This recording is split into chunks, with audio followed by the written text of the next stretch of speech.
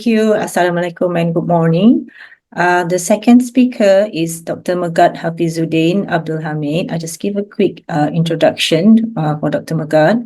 Dr. Megat is a senior postdoctoral researcher at the CAMS Oxford Institute, Nuffield Department of Medicine, University of Oxford, and he is currently a visiting scholar at the Department of Molecular Medicine. Dr. Megat's research interest involves Dr. Megat is an expert in cancer immunology, and his current research interest involves investigating novel biomarkers of cancer-specific tumor-reactive tissue-resident cytotoxic T cells and their use in cancer immunotherapies. So the title of his talk this morning is Pandemic and Cancer, Perspective for Immunological Research. Just a quick reminder, Megat, you have 30 minutes plus Q&A for your talk. The floor is yours, Megat. So, Assalamualaikum and good morning, everyone. As Professor Azadeh mentioned, my name is Dr. Megat Hafizuddin from Oxford, and I'm here as a visiting fellow in the Department of Molecular Medicine. And for today's talk, I'll be discuss about the pandemic and cancer, and talking from the perspective from immunological research and how immunology can contribute towards understanding the pandemic as well as understanding the study of cancer.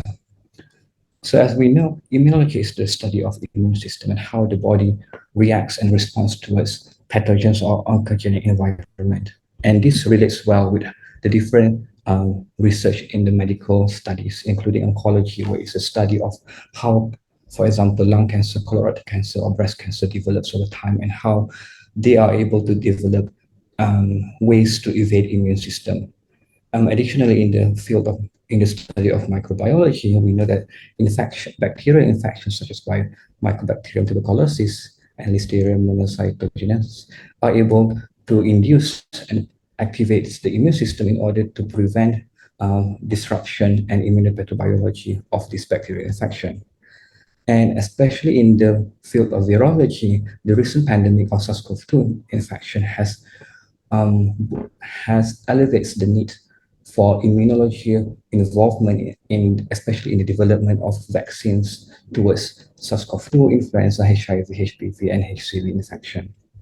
And in the field of immunology, bioinformatics has played an important role, especially in past decades, to try to understand further the diversity in the immune responses and how this omics platform, will be able to narrow down the specific subsets of immune system that are more responsible towards inducing protective and better immune responses against cancer, microbes, or viruses. So, talking about the recent COVID-19 pandemic, from the perspective of virology, we know that the SARS-CoV-2 virus comprises of several membrane proteins that can be recognized by the immune system, including the membrane protein, spike protein, envelope protein, and nucleocapsid proteins.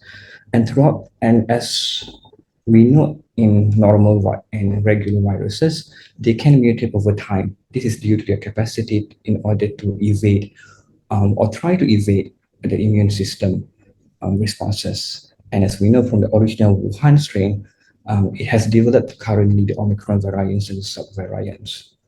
And in our lab, we have shown that from the perspective of immunology, how the responses of CD8 T cells does covers all of these response against the different proteins of SARS-CoV-2 viruses. And this, however, are quite strikingly difference between convalescent patients that exhibited mild symptoms versus convalescent patients that exhibited severe infection symptoms. And as we can see in this graph, is that even though spike protein is the main focus of the vaccine strategies, we see that in severe patients, actually the response of CD8 T cells towards the spike proteins are quite minimal.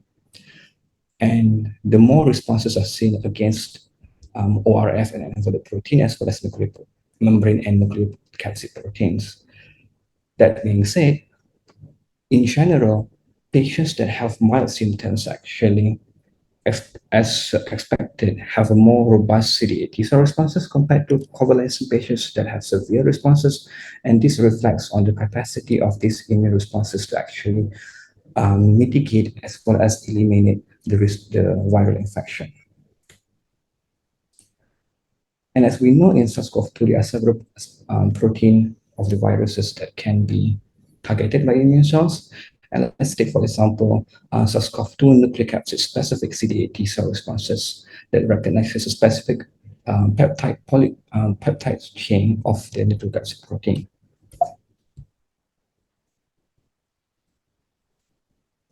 And what we've seen is that, again, in mild convalescent patients, the overall CD8 T cells that can actually recognize this nucleocapsid protein are more abundant in patients that have mild symptoms compared to the severe symptoms convalescent patients.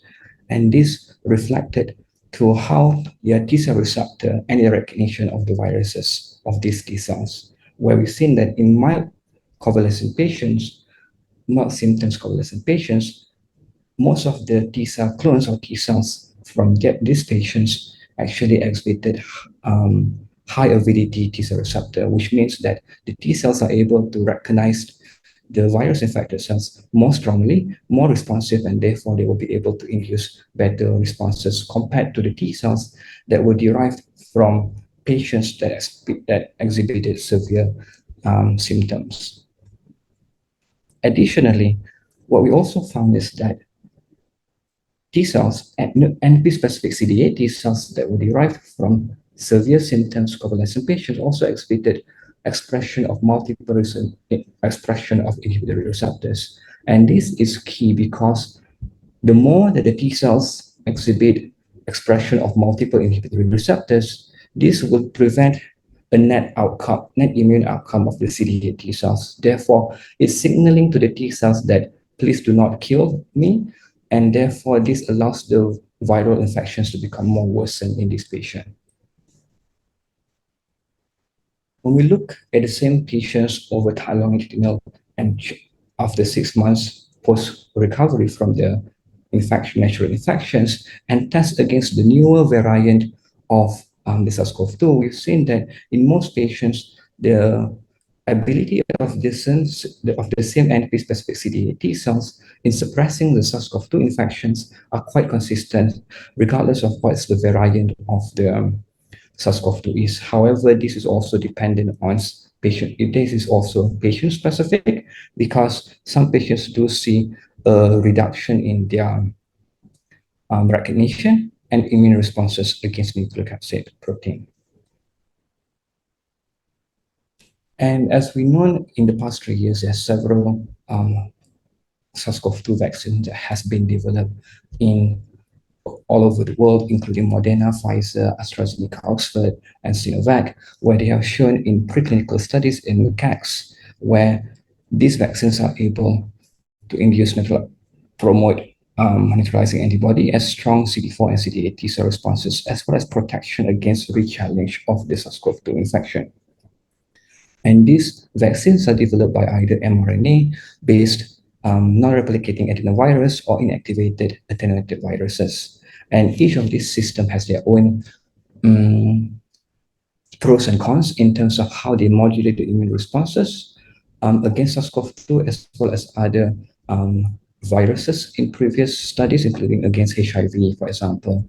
And in humans, we know that these vaccines have variation in terms of their immune responses from individuals to individuals. And all of these vaccines are specifically focusing on targeting the spike protein. And while the targeting of nucleocapsid protein by CD8 T cells are quite consistent across different variants because there is no pressure towards the virus to highly evolve its nucleocapsid protein structure, the spike protein is the main focus of immune systems in combating the virus infection. And therefore, as you've seen from variant to variant of SARS-CoV-2 as well as other protein, in the same virus family, the spike protein is highly mutatable. And as you move from original Wuhan strain towards the current Omicron subvariants, there is an accumulation of amino acid mutations within the spike protein that will therefore reduce the ability of the immune system to actually recognize as mutated spike proteins according to this subvariants. Now, going to the cancer setting, and as most people in the study of oncology, in the study of cancer knows, there are several hallmarks of cancer that have developed over times in the past 2 decades. And one of the key hallmark of cancer is how cancer cells are able to develop well enough to avoid immune destruction. And one of the manner is by creating an immunosuppressive tumor microenvironment where they promote the T cells within the tumor body to upregulate expression of inhibitory receptors such as CTLA4, PD-1, TIM3, TIGIT, and LAG3. And in a way, it's a good thing for cancer because this will inhibit overall T cell immune responses and allow the cancer cells to grow and subsequently metastasize. And current focuses of cancer immunotherapy is trying to regulate or downregulate and inhibit, for example, PD-1 activity on the tumor infiltrating T lymphocytes. However, there is a balance of trying to get the best outcome for the TILs while trying to remove any adverse side effects. And most of the time in clinical trials involving immunotherapies against cancer, the prominent side effects is definitely autoimmunity, because if you are inhibiting completely inhibitory receptor activity on T cells in cancer patients, this will promote other T cells to be more responsive towards cells that are healthy, not cancer, but they are being targeted by these immunotherapy treated T cells to promote their hyper-responsiveness. So there is a balance of yin and yang on how to develop immunotherapy that can promote anti-tumor immune T cell responses, but at the same time trying not to push it too far so that it doesn't cause autoimmunity in cancer patients. And that is why you have seen in most of these clinical trials, not all of the patients that are involved in the trials will show improved outcomes, and some of them will experience autoimmunity side adverse effects. And in this study, this slide is just to show how collaborations can actually help to answer clinically relevant cancer immunology questions. The main focus in the lab is trying to understand how tissue-resident T cells, especially those that express CD103 and other inhibitory receptors, could promote or inhibit clinical outcome. And we are fortunate enough to be able to generate cancer-specific CD8 T cell clones from cancer patients of gastric and melanoma cancer patients, following collaboration with clinicians from the Xinjiang Tumor Hospital in China, as well as the Oxford University Hospitals, and further collaborations with researchers in Kennedy Institute of Rheumatology and Target Discovery Institute in Oxford. We're able to utilize different omics approaches and microscopic approaches, as well as our own expertise in T cell functional assays, to identify what are the biomarkers, what are the potential biomarkers that could differentiate different T cell clones and different T cells from different patients towards providing protective anti-tumor immunity or inhibiting anti-tumor immunity. And we're also able to develop an adaptive transfer model in the lab in collaboration with collaborators in the MRC Royal Institute of Molecular Medicine to see whether cancer-specific CD8 T cells that express specific markers are able to mitigate or, importantly, eliminate the tumor growth in mice model. And importantly, in terms of validating how this in vitro and in vivo model works to try to understand the mitigation and elimination of cancer cells to provide protective cancer immunity, it is important to get the involvement of clinicians, and we're able to get some clinician help as well as biobank help, especially in the OUH through the Oxford Radcliffe Biobank, where we are able to get PET peripheral blood, paratumor tissue, and tumor tissue from non-small cell lung cancer patients where we will then be able to perform transcriptomic single-cell RNA-seq, multicolor flow cytometry, as well as survival analysis as a longitudinal study to understand whether specific biomarkers are able to promote protective antitumor immunity. One example of a marker that we have been looking at in the past includes the inhibitory receptor NKG2A. As I mentioned before, in the context of SARS-CoV-2, there is an upregulation of NKG2A, where the gene name is KLRC1.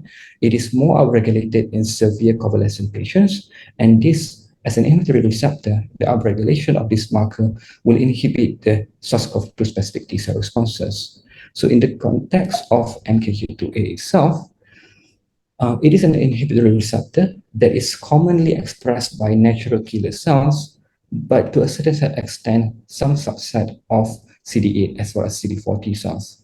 And their recognition of HLA-E on target cells would be able to inhibit NK cells as well as T cells. And in a natural homeostatic normal immune system, the expression of NKG2A and recognition of HLA-E by NK cells helps to ensure that the NK cells does not kill normal healthy cells. However, the dysregulation of NKG2A as well as HLA-E in cancer um, helps to promote development of cancer and suppress cancer immunity activity. So in our cohort in the UK, we plan to understand does HLA-E expression actually upregulates in our cancer patients. And what we've seen is that in comparison to epithelial cells in the lung, in the normal healthy lung cells, there is a upregulation of HLA-E expression on epithelial cancer cells in the lung microenvironment. And not only does HLA-E is upregulated on the epithelial cancer cells, the suppressive tumor microenvironment also promotes the upregulation of HLA-E on antigen-presenting cells, which are important to present tumor antigen to CD8 T cell itself. So for example, in this figure, we've shown that HLA-E is actually upregulated on the diverse dendritic cell subpopulations as well as macrophages within the tumor tissue. However, as you go towards identifying the HLA-E expression in these subsets in the PBMC as well as in healthy tissue, there is a downregulation of HLA-E, implying that somehow in the tumor microenvironment, there are specific signals that are being produced by the tumor cells themselves to promote the HLA-E upregulation, not only on themselves, but also towards all of the innate immune cells within the tumor microenvironment in order to inhibit the eventual CD8 T cell responses. From the perspective of the immune cell itself of the CD8 T cells, we've shown that the NKG2A expression are actually upregulated on overall CD3 T cells, but particularly only on the CD8 T cells. We have not able to see any inhibitory receptor expression on CD4 T cells, but other variants of CD8 T cells, such as natural killer T cells as well as NK cells, do have an enriched expression of this inhibitory receptor in the microenvironment. And we are fortunate enough where some of these patients within their tumor, they also have the presence of HLA-A02 or 1 CMV specific CD8 T cells to show that in an antigen-specific CD8 T cells context, in comparison to overall CD8 T cells, we do see an upregulation of this inhibitory receptor in an antigen-specific manner. When we then perform in vitro cytotoxic evaluation, we've seen that these HLA-A2 specific CD8 T cells, shown here in the blue lines, in the absence of anti-NKG2A inhibitor, there is in the presence of anti-NKG2A inhibitor, we see a increase back in the cytotoxicity of the T cells. However, if we are leaving the NKG2A itself to work its function, we see a downregulation in the capacity of the T cells to actually kill CMV infected cells. And the same can be seen when we use cancer-specific T cells, co-culture with antigenic cancer cells, where we've seen that if we leave the NKG2A to do its function, there is a downregulation in the efficiency of killing. However, if you inhibit the NKG2A on the cancer-specific T cells, it promotes and alleviate and improve back the efficiency of the T cell killing. And in parallel to our study in Oxford, there have been several clinical trials that try to work into developing anti-NKG2A antibody in the context of human system. And some of these paper, including this Cell paper in 2018, have shown that how, and in a preclinical study, they have shown that this monalizumab is able to promote antitumor immunity by pushing the T cells as well as NK cells towards better antitumor cytotoxicity. And going into clinical trials, they have shown that unfortunately in phase 2 trials, the treatment of monalizumab itself does not promote any antitumor immunity in patients that are recruited into the trial.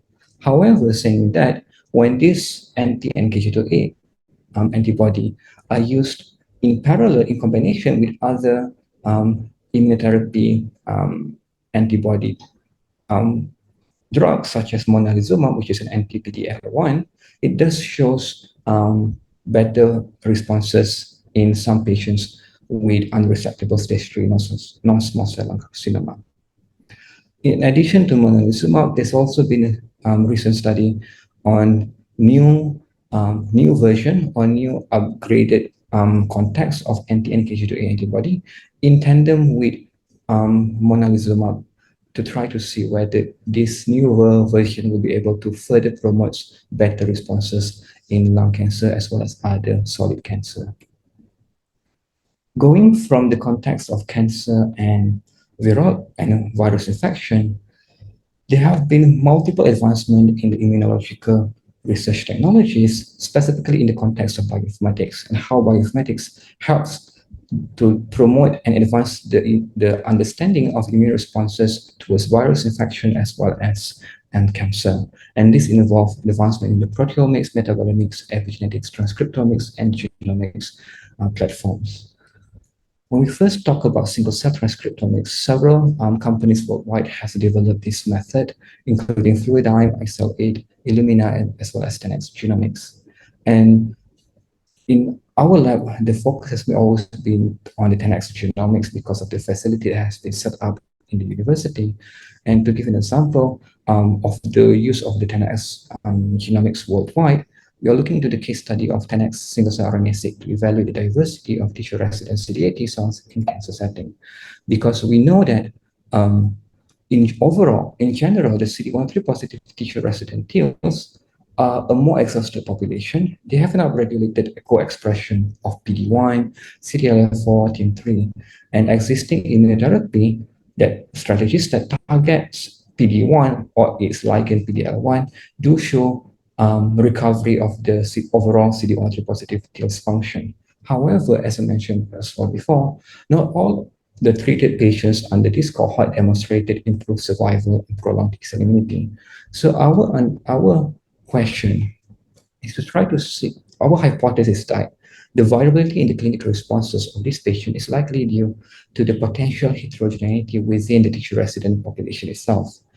And in this study in Italy, in the US, using single-cell transcriptomics of 10x genomics have shown that actually, yes, CD13 positive tissue resident TILs are actually immunophenotypically diverse, ranging from a tissue resident precursor population that exhibit XUL1 chemokine expression to the transitional CD8 tissue resident cell population that express granzyme H, which is the cytotoxic marker on its own, as well as a terminally differentiated population of tissue resident, where this is the most commonly population that is seen that exhibit more exhausted phenotype.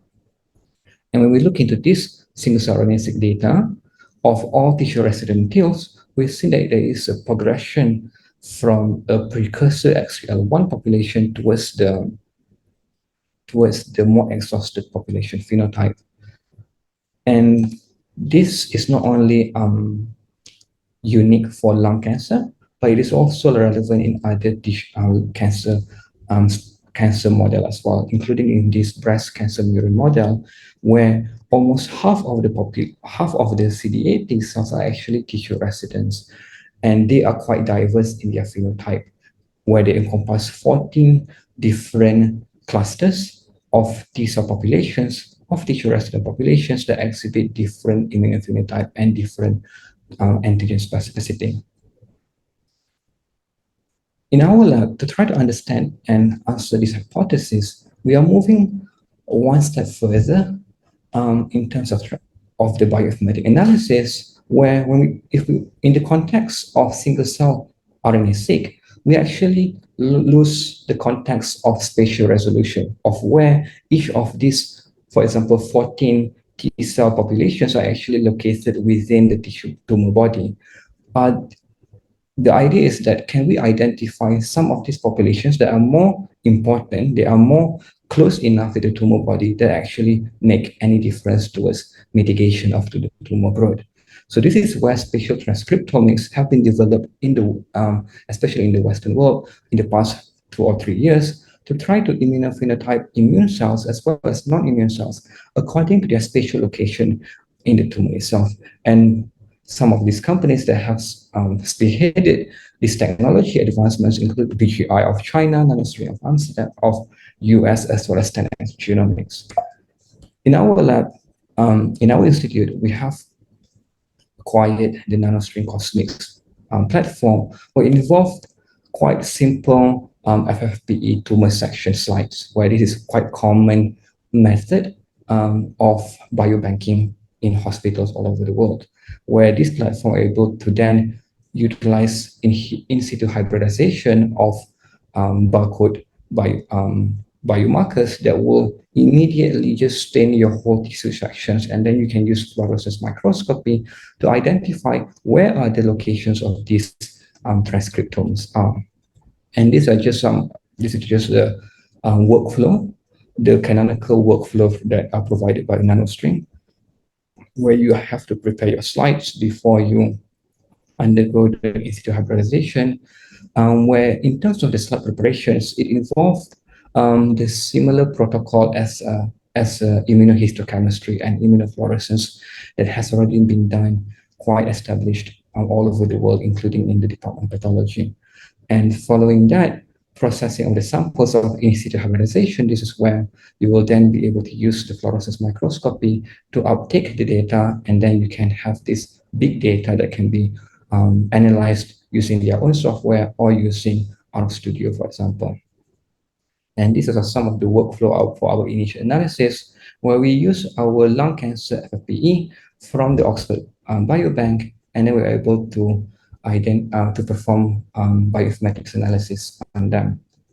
And these are just some of the preliminary data from the cosmic analysis, where we're able to show that the location of the cancer cells shown here, as well as here, and this magenta colors indicates the lymphocytes or the CD8 cells, and we can and each of these circles here identify each of the transcript location within each individual cells, where we can see that CD8 T cells that are tissue resident, exhibited by CD103 expression, are also expressing granulysin, which is a cytotoxic marker that is previously known to only be expressed by NK cells. So the fact that we are being able to see CD103 positive CD8 T cells that express granulysin immediately in contact with cancer cells demonstrate that this might be a population of tumor-infiltrating T lymphocytes that are actually doing a job in mitigating the tumor growth.